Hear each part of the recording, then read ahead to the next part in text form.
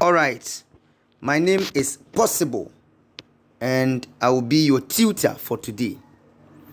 In our previous discussion, we started with common law freehold, customary law freehold, customary law freehold. In fact, we have discussed allodial title, and then we have discussed customary law freehold, which is section 3. So we have dealt with section 1. We have dealt with section 2. Section 1 talks about the registrable interest, alongside with section 81 of the Land Act. And then section 2 talks about allodial title. Section 3 of the Land Act talks about customary law freehold. Section 4 is common law freehold, and that is what we are going to look at today. But before then, let us look at our objective. Number 3, that is where we are. Discuss the common law freehold with relevant authorities. By the end of the lesson, you should be able to discuss the common law freehold with relevant authorities. So prepare yourself accordingly as we dive into this. Don't worry. Make sure to take a sip of water and then learn accordingly. Before then, let us pay respect, 10 to 15 seconds respect to the Land Act, because it has done us much good than harm. So let us pay respect to that.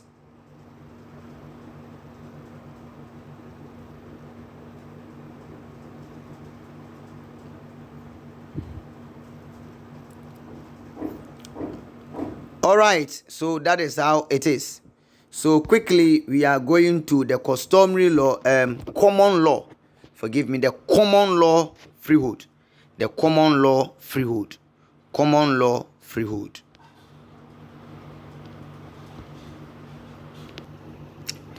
Quickly, this is where we ended in our previous lesson when we were treating the customary law freehold. In fact, I've told you that there is a tiny line, very, very minute, very tiny line between the customary law freehold and the common law freehold.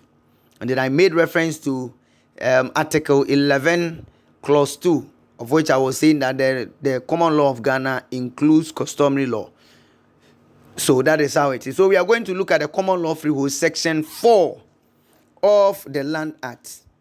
Before we dive into it, let us take time to read the Section 4 together before we come back and then analyze them accordingly. Don't forget that we are doing common law freehold, number 3. So we are treating them one after the other. So we are on the third one, common law freehold. Common law freehold. So Section 4, don't forget.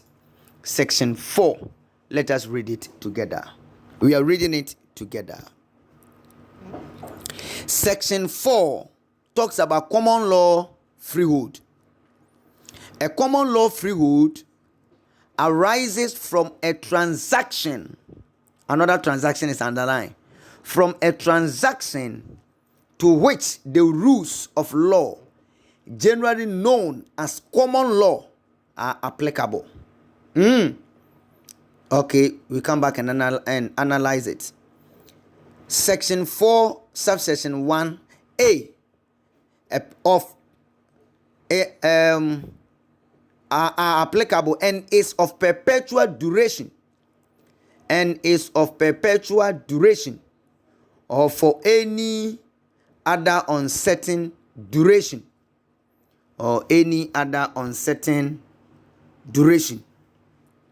And any other uncertain duration. So let's read it together before we come to the slides. All right. B, subject to the interest of the state.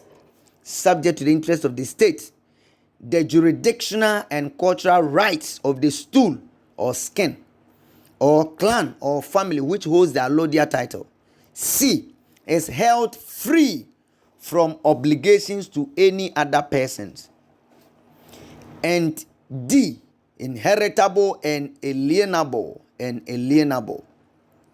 Then section 4 subsection 2, the acquisition of common law freehold interest in respect of stool and skin lands has since the 22nd day of August 1969 been proscribed. So from section 4, what are the points to note about the common law freehold? What are the points? Number 1, it is an interest in land. The same as the customary. It is an interest in land. Number 2, this interest arises from a transaction. The same as the customary. Number 3, the transaction must be governed under the rules generally known as the common law. So here, the common law freehold departs. It deviates from the customary law freehold because the transaction must be governed under the rules generally known as the common law. And then the customary law is the rules under customary law, but here is the rules under common law. That's the difference. Number 4, it must be held free from any obligation to any other person or proprietary obligations. It must be free from that. Proprietary obligations. But it must be subject only to jurisdictional and cultural rights of the stool, skin, or clan or family which holds the allodial title. Don't forget, section 4, subsection 1, B says that subject to the interest of the state. That one also is different from the customary law. And the common law, the state has interest in it. The state, common law, subject to the interest of the state, the jurisdictional and cultural right of the stool. So pay attention about this. Good. And then we are saying that it could be held for perpetual duration. It is inheritable and alienable. The same thing as the customary. So the difference is that this one is under rules generally known as customary law or customary principle. And then the state has interest in this. The state has interest in common law freehold. So I think that is the difference over here. However, let us take our time to analyze 3 categories of common law freehold. Common law freehold could be categorized into 3. Let us take our time to analyze these 3 categories. It could be number 1, fee simple absolute. So we call it fee simple. So the fee simple could be fee simple absolute. Number 2, fee simple determinable. Number 3, fee simple subject to a condition subsequent. Fee simple subject to a condition subsequent. That one also could be categorized into 2, fee tail and life estates. What are these? It means that we have to shift our attention to the discussion of these. Number 1, fee simple absolute. That's the first one. So we are treating them seriatim. Fee simple absolute. What is that? When we talk about fee simple absolute, it is an interest in land whereby a person is vested, or let me say that this is the interest in land. This interest in land is one that is vested in the individual, and that individual's heirs forever without any conditions. I repeat myself.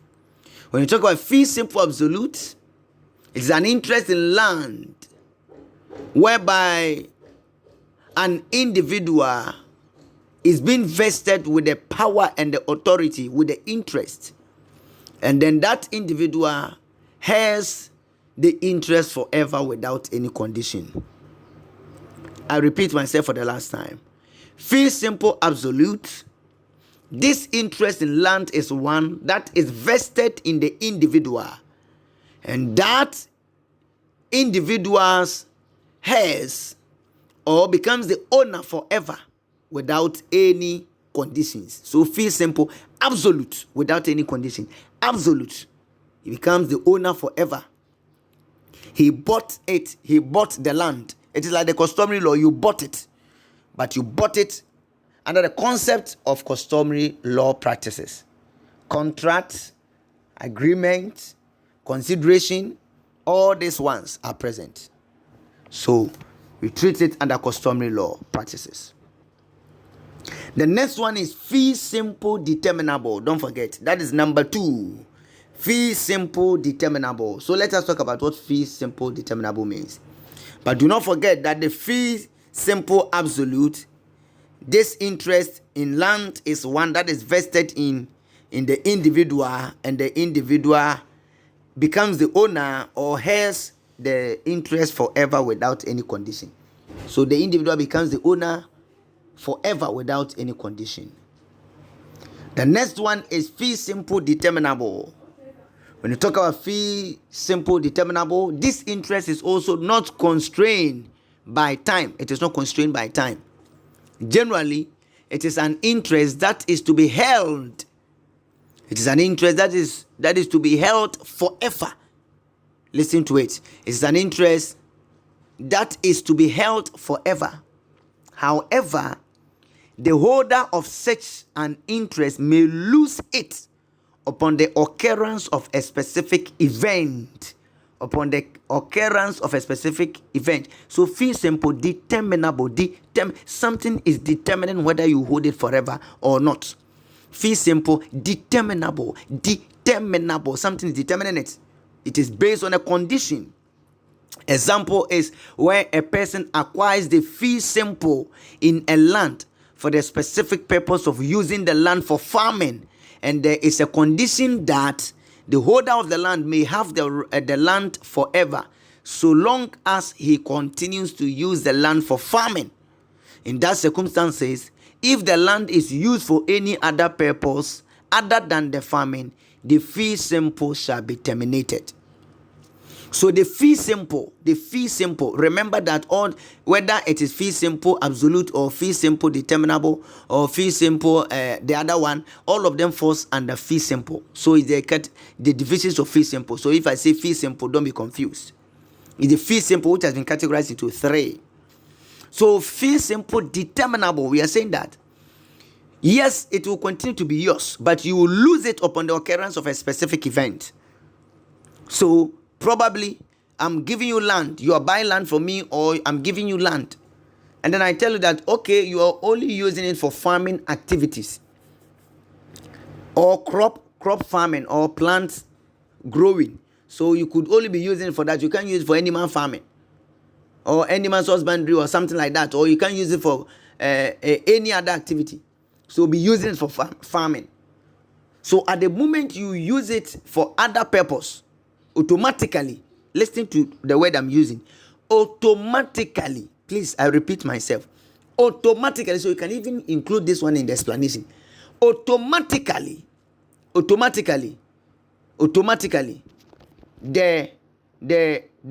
person, the holder, will lose the land.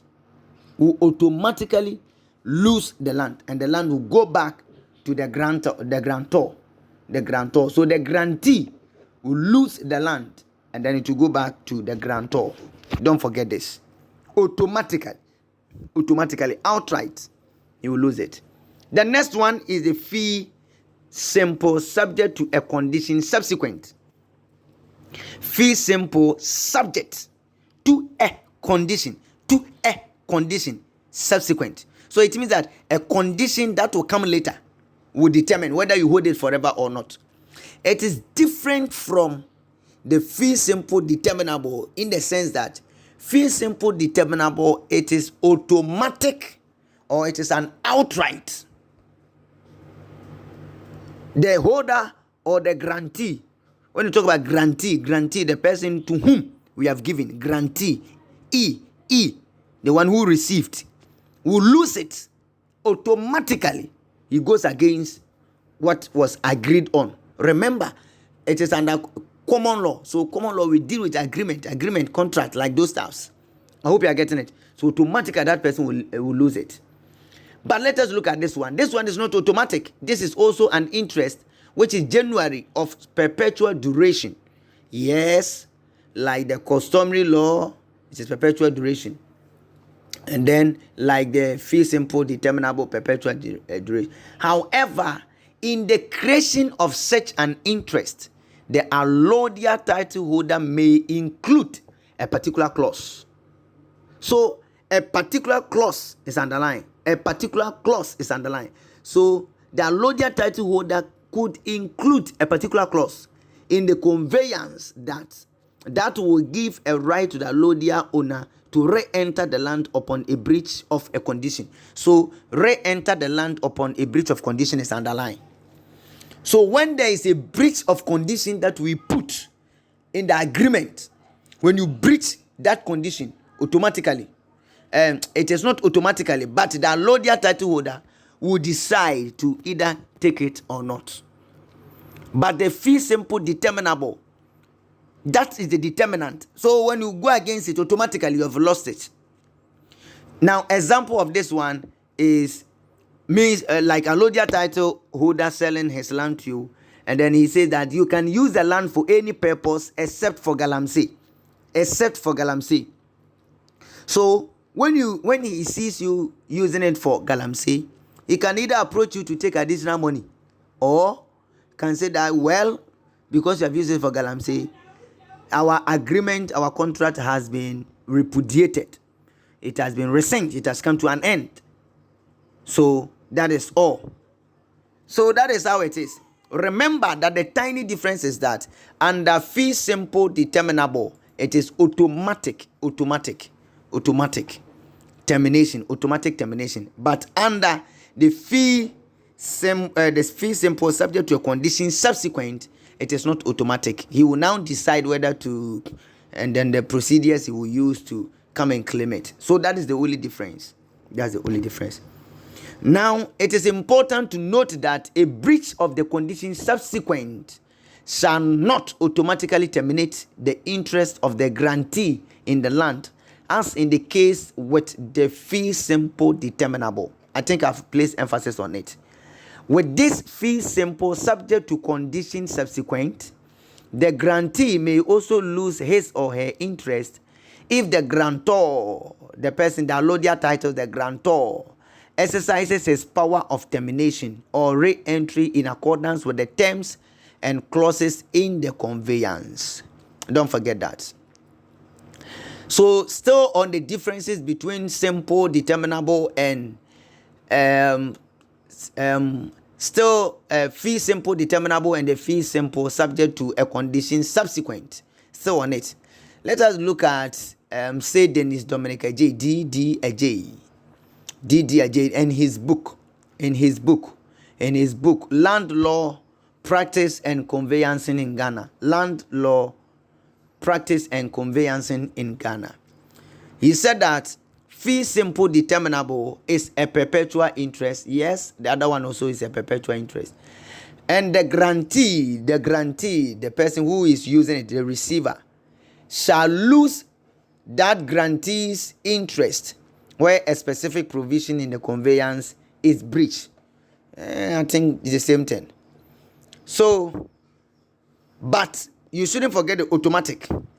Fee simple subject to a condition subsequent also remains perpetual interest. So they are the same thing. Subject to a provision in the conveyance conferring a right of re-entry. There is a right of re-entry or power of termination on the grantor, the allodial title holder, grantor, upon a breach of condition.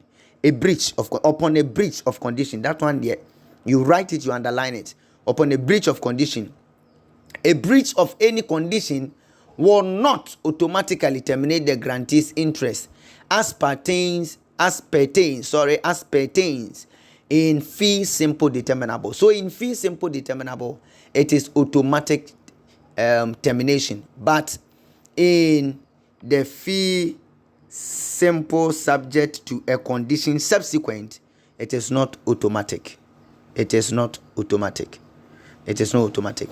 So let us look at the subsequent divisions of the fee simple subject to a condition subsequent. So this portion we are saying that it has also been categorized into two. Number one is fee tail and then life estate. Now we are saying that under fee simple subject to a condition subsequent, there is a particular clause. There's a clause of which when it is breached, automatically everything comes back to the allodial title holder. So let us look at the two main clauses. We have fee tail. This interest is created by a lease or a will, and it specifies the person who may inherit the property after the death of the grantor.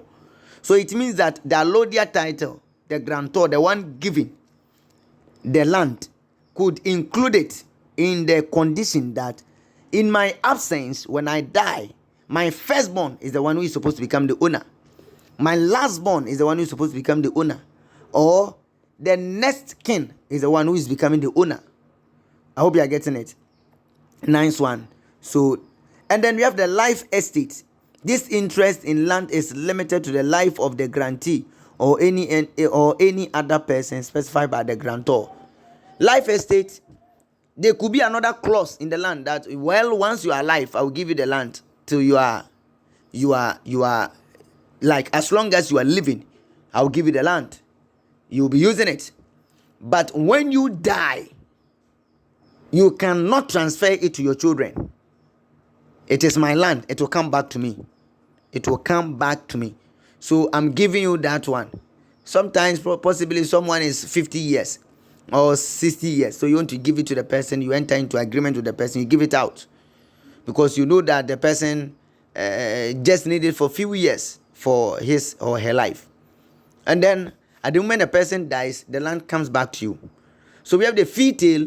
You put in a clause in it that when you, the allodial title, you the grantor, when you are not there, the one who is supposed to succeed you, or life estate, that the grantee will use it for a specified years of his life, and then in his absence, when he is not there or he dies, he cannot hand it over to his children or his successors, but it will come back to you. That is it for customary law freehold. So we have 3 more to go, which is usufructuary interest, leasehold interest, and then customary tenancies. So we have usufructuary interest, leasehold interest, and then customary tenancies. So in our next discussion, we are going to treat this accordingly. So this marks the end of our common law freehold class. Make sure to be available for the next lesson. Until we meet again another time, I will say bye bye for now.